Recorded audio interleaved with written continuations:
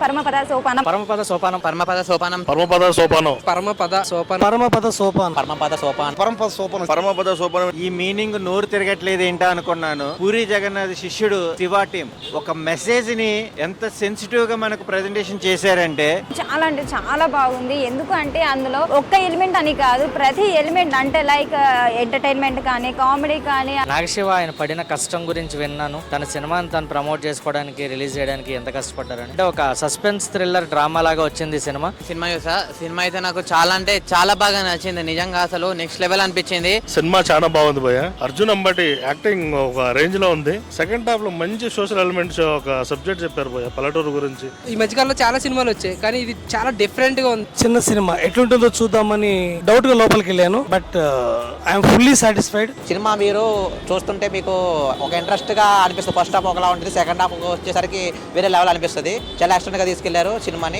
దండం పెట్టాలనిపిస్తుంది నాకైతే. ఎంత బాగా చేశారంటే అంత బాగా చేశాను. సినిమా చూసాను, చాలా బాగుంది. అంబటి అర్జున్ గారు యాక్టింగ్ ఎరగదీశారు. సినిమా చూస్తున్న సేపు ఎక్కడికో పోయాం.